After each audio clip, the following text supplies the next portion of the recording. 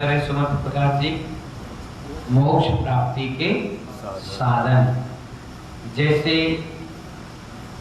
किसी नदी को पार करने के लिए नाव की सहारा पड़ता है, नाविक की सहारा पड़ता है, गाड़ी की आवश्यकता पड़ती है। इसी प्रकार मोक्ष प्राप्ति के लिए हमें एक साधन की आवश्यकता पड़ती है। वो कौन है? बिना साधन के साथ कहाँ से मिलेगा? मोक्ष जाने के लिए भी हाथ में हाथ रख करके बैठने से नहीं काम चलेगा, उसके लिए पुरुषार्थ भी करना पड़ेगा। आचार्य हमें बता रहे हैं, शुद्ध द्रव्य दृष्टि डालो। क्या कहा उन्होंने? शुद्ध द्रव्य पर दृष्टि डालो, द्रव्य की स्वतंत्रता पर दृष्टि डालो, तो मोक्ष की प्राप्ति का काम बन जाएगा। हम सोचते हैं कि इसके बगैर हम चल नहीं पाएंगे, इसके बगैर हम खा नहीं पाएंगे, इसके बगैर हम पी नहीं पाएंगे, लेकिन आचार्य कहते हैं जब तक स्वतंत्र नहीं होगे, जब तक आपको कुछ मिलने वाला नहीं है। राग की धारा बह रही है, बगल में जो बैठा है वह सगा है, बगल में जो बैठा है वह सगा है, पीछे कोई अन्य है, जैसे अन्य है अन्य है वैसा भी सगा भी है। समझना, जिसको आप अपना सगा समझ रहे हो, क्या समझ रहे हो? वो भी अन्न की तरह है। अन्न मतलब दूसरा, और जो दूसरा समझ रहे हो वो भी अन्न की तरह ही है, सगा नहीं है।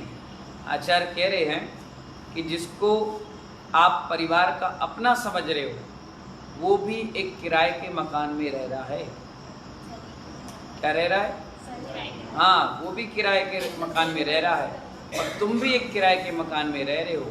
शरीर मकान मालिक है, शरीर कौन है? और आत्मा कौन है? किराएदार है। कौन है किराएदार? आत्मा। और वो कुछ दिन का किराए पटा करके अभी उस शरीर में रह रही है, और आप अपने शरीर को अपना मान रहे हो, जबकि वो मकान किराए का है। काय का है? किराए का है। जिस दिन उसका किराया चुक जाएगा उस दिन वो शरीर उसका साथ छोड़ देगा और धीरे से पंछी आज़ाद हो जाएगा। जीव राजा को जानना और उसका श्रद्धान करना, उसका अनुसरण करना, अर्थात जीव द्रव्य को जानना, तदनुकूल आचरण करना, ये एक अलग सिस्टम बनाया हुआ है। इसके लिए रत्नात्रय चाहिए। क्या कहा आचार्य ने?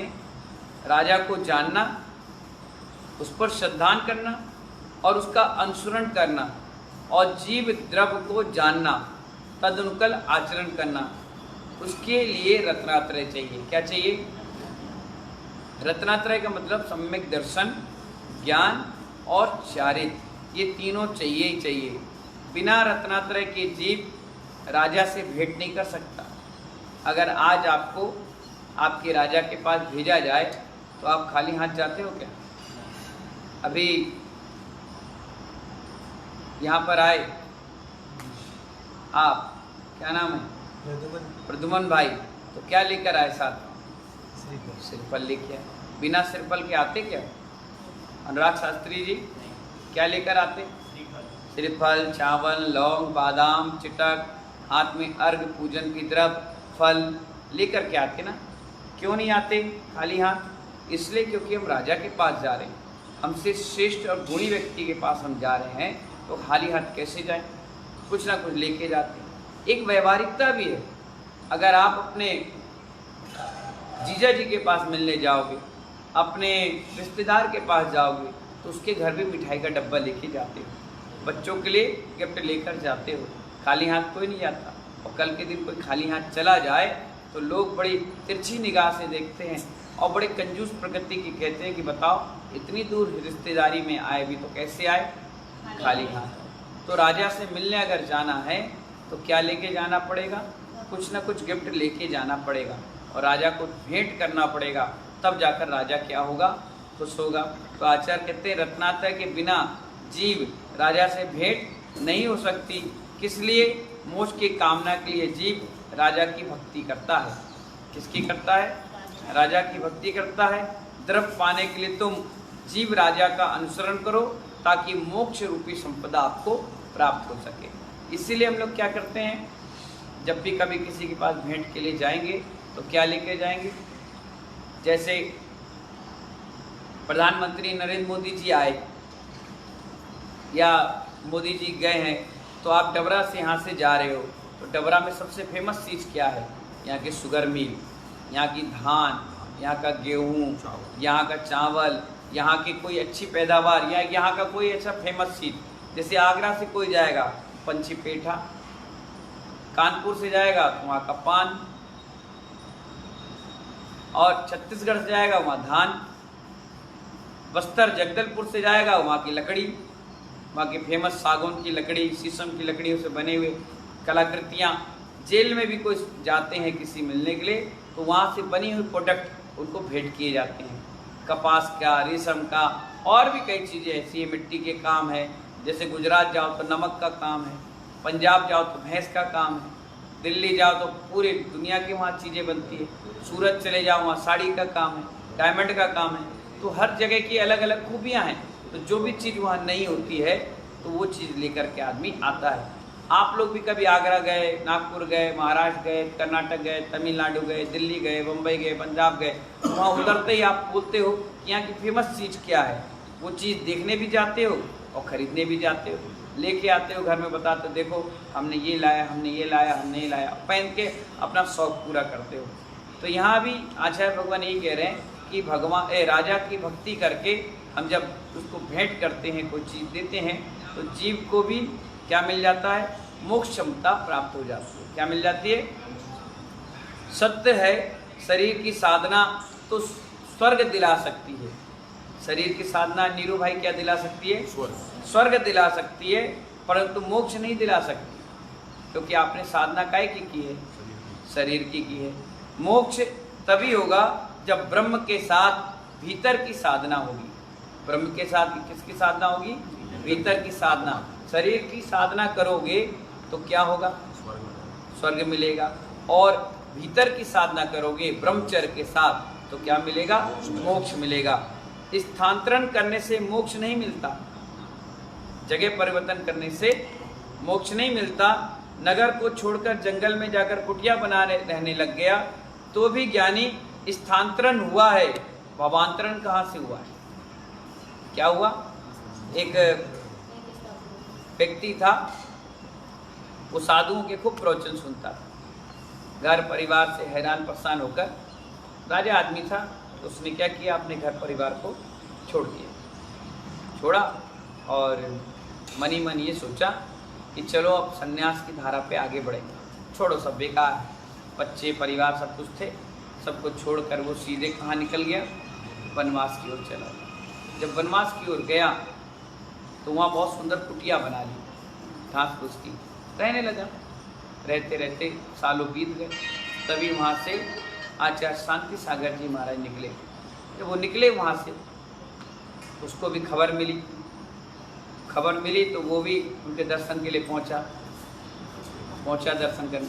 जब दर्शन करके वो पहुँचा तो उनके साथ पैदल विहार कराने लगे। जब विहार कराते कराते कुछ दूर चल गए तो उन्होंने कहा, गुरुजी आपका स्वास्थ्य कैसा है? मैंने कहा ठीक है। बोले रत्नात्र कुशल है? बोले बढ़िया। कुछ सेवा का अवसर दीजिए। बोले क्या करना है? कुछ ठीक है भाई। चलते चलते ऐसी चर्चाएँ चलती रहीं। बोले गुरुजी जिस रास्ते से आप जा रहे हैं उसी रास्ते पे पास में ही मेरा एक कुटिया बना रखी है। बोले अच्छा, साधु हो और कुटिया बनाई है? हाँ। तो बोले अच्छा क्या करते हो वहाँ? बोले साधना करते हैं, स्वाध्याय करते हैं, जप करते हैं, अपना रहते हैं शांति से। अच्छा तो क्या करना है? बोले अगर आपके चरण कुटिया में पड़ जाएंगे तो मेरी कुटिया पवित्र हो जाएगी। उन्होंने कहा अच्छा, वैसे हम किसी कुटिया में जाते नहीं हैं, ठीक है, तुम इतनी निवेदन कर रहे हो, पाद प्रक्षालन की तैयारी कर रहे हो, तो चलो देखते हैं, अगर रास्ते में पड़ेगा तो सोचेंगे बताएंगे, नहीं तो पैदल तो अपन चल ही रहे। वो चलते चलते वहाँ से गए और कुटिया रास्ते में बिल्कुल रोड पर मिली, तो उन्होंने अपने चरण रख दिए, उन्होंने पाद प्रक्षालन आरती करी और वो निकल गए।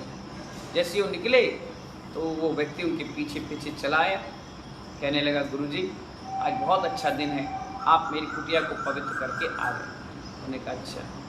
तो उन्होंने एक ही बात कही कि बोले कुटिया तो तुमने बहुत अच्छी बनाई है, लेकिन ये कुटिया घर की कुटिया से अच्छी है क्या? बोले मतलब मैं समझा नहीं। बोले एक कुटिया छोड़ी और दूसरी कुटिया बना ली, एक घर छोड़ा दूसरा घर बसा लिया, एक जगह छोड़ी दूसरी जगह अपना ली। तो तुमने साधु जीवन में करा क्या? एक घर छोड़कर आया, दूसरा बना लिया, तो मतलब क्या दिया? तो बोले अच्छा अब क्या करें कुटिया का? इतने साल से मैं रह रहा हूँ, इतना सुंदर मैंने उसको बनाया। बोले अभी कुटिया तुमने बाहर से छोड़ी, अंदर से कहाँ छोड़ी? अंदर तो तेरे आज भी कुटिया बसी है। तो बोले अब क्या करूँ? बोले कोई मतलब नहीं है, कुटिया सब यहीं भरी रह जाएगी। अच्छा वो तुरंत तुनक से आया, आकर के जिस दीपक से वो आरती कर रहा था वो दीपक से सारी कुटिया जला दी और थोड़ी देर खड़ा रहा जब तक महाराज विहार करके अपने स्थान पर पहुंच गए।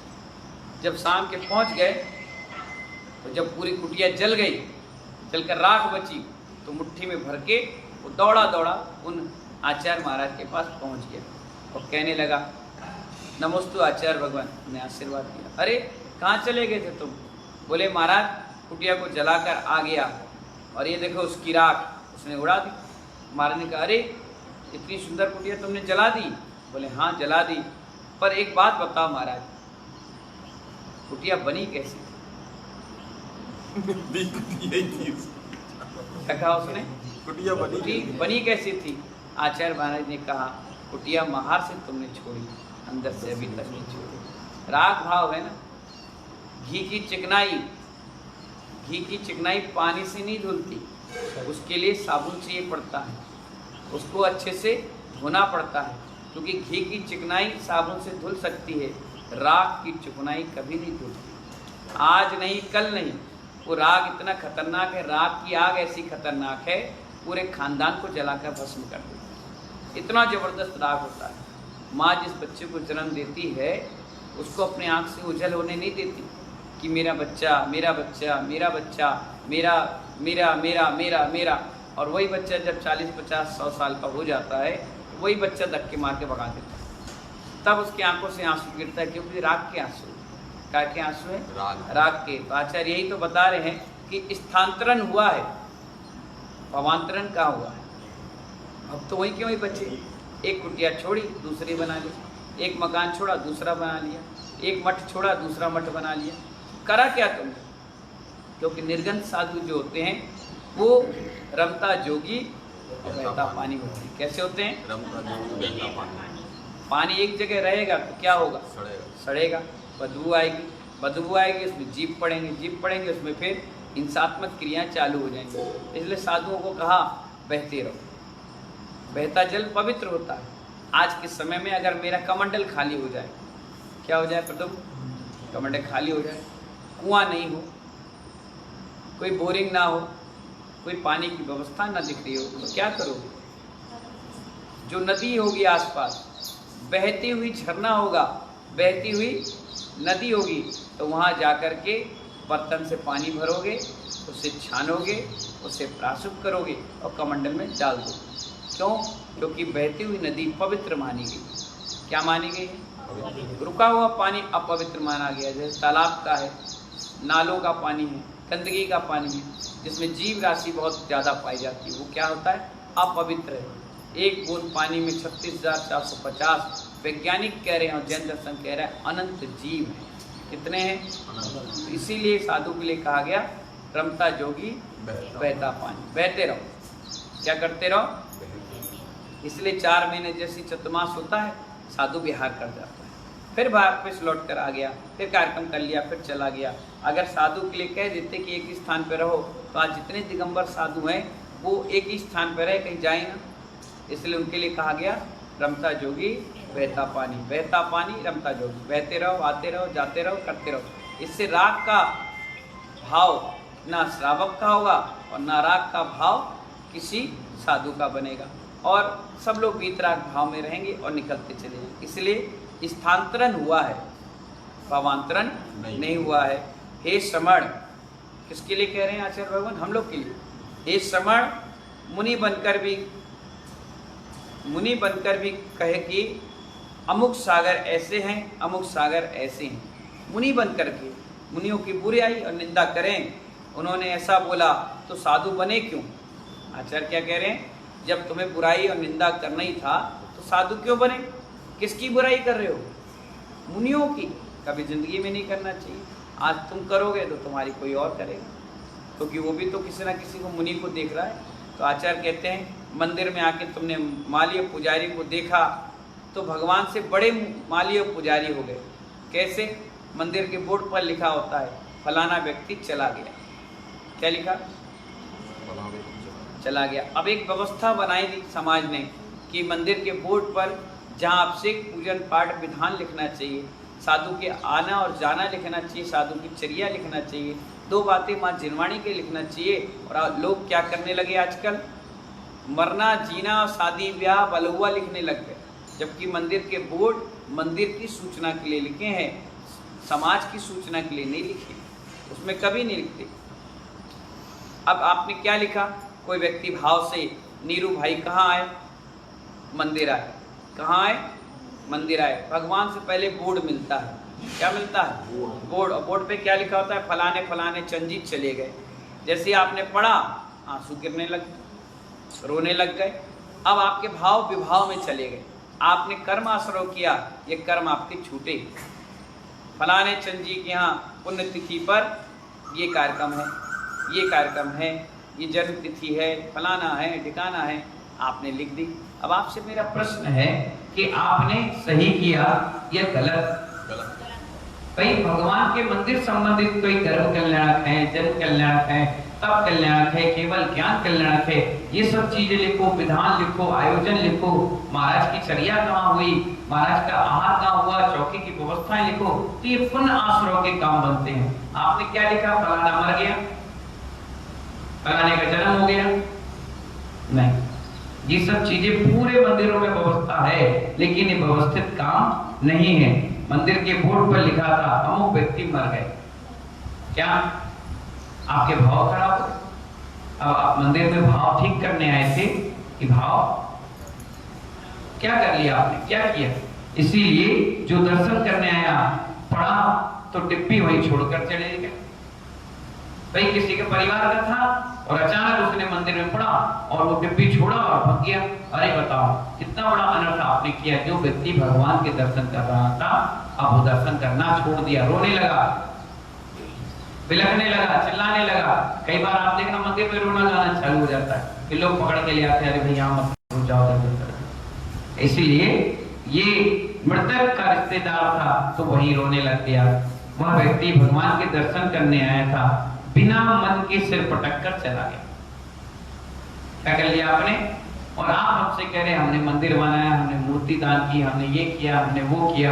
पहले ये तो देखो तुमने आश्रम कितना किया, दर्शनावरणी करता, पूजन के लिए दान का, यश कीर्ति का कितना बड़ा। बोर्ड पर यह लिखना चाहिए, परंतु क्या कहें, पूरे देश की यही व्यवस्था है, परंतु यह सब अव्यवस्थाएं। क्या है?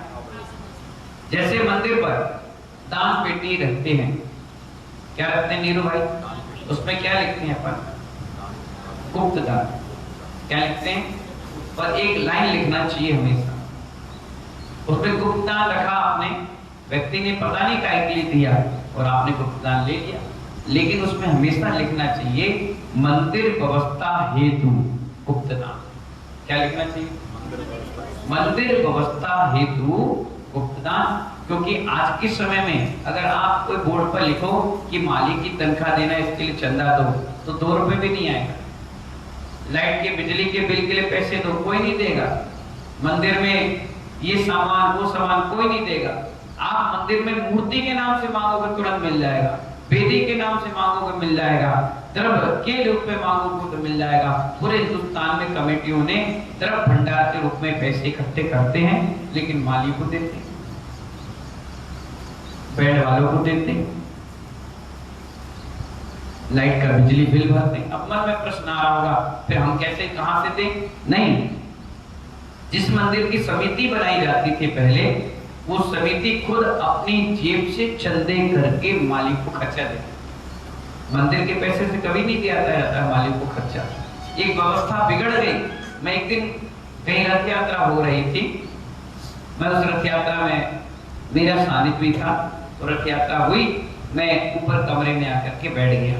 ऊपर से नीचे का नजारा मुझे दिख रहा था, नीचे छत थी तो दिख रहा था। एक व्यक्ति कलश लेकर के पूरी रथ यात्रा में चला, लोगों ने आरती की, 100 रुपए, 50 रुपए, 500 रुपए, 2000 रुपए डाला, वो पूरा पैसा इकट्ठा हो गया। कम से कम 60-70 हजार रुपए इकट्ठा हो गया, 80 हजार रुपए इकट्ठा हो गया। तो उसने 3-4 लोगों ने गिनना चालू किया, दर दर दर दर गिना, हिसाब किताब हुआ कि रोकड़ 80 हजार रुपए इकट्ठा हुआ। उतने में बैंड वाला आ गया, उसने कहा भाई तेरे कितने? मैंने कहा 20,000। उसने उसी पैसे से 20,000 उसको दे दिए। घोड़ा वाला आया, हाँ कितने हुए? बोले 10,000। मैंने उसी को दे दिया। हाँ भाई लाइट वाले कितना हुआ? बोले 10,000 ले जाओ। रसोईया है कितने हुए? बोले 10,000 ले जाओ। मैं मन ही मन ये सोच रहा था, जिन्होंने आरती की उन्होंने बैंड वालों के लिए थोड़ी ना की, घोड़े वाले के लिए थोड़ी ना दी, रसोइये के लिए थोड़ी ना दी, उन्हें तो मंदिर व्यवस्था के लिए दिया। और समिति ने क्या किया? क्या किया? अब ढोल वाला, घोड़े वाला, हाथी वाला, बैंड वाला कौन है? वो क्या करेगा? कहां जाएगा आपका दान, कहां खर्च होगा? इसीलिए समितियां जो बनाई जाती थी पहले, वो इस हिसाब से बनाई जाती थी कि 10-20-50 हजार रुपए अगर महीने का खर्चा मंदिर पर आए तो ये समिति चंदा करके व्यय कर ले, किसी से मांगे नहीं, किसी से बोले नहीं। कमेटियां कार्ड पर नाम तो चाहती हैं, मैं अध्यक्ष, मैं उपाध्यक्ष, मैं मंत्री, मैं कोषाध्यक्ष, लेकिन कभी कभी सोचो उस कार्ड पर नाम तो छप गया, लेकिन वो कार्ड छपने का खर्चा कहां से आया? वो मंदिर के बिल से। नाम तो तुम्हारा चला और बिल किसने पटाया? मंदिर से। बैनर किसने बनवाया? मंदिर से। सामान बटा मंदिर से। पटका, माला, मुकुट तुमने पहनाया व्यक्ति को, वो भी मंदिर से। सम्मान किसका हो रहा है? अध्यक्ष, मंत्री, कोषाध्यक्ष का। तो आचार्य कहते हैं इसका खर्चा आपको अपनी जेब से करना है। अरे कौन बनेगा अध्यक्ष? मत बोलो। अध्यक्ष दिलदार होता है। क्या होता है?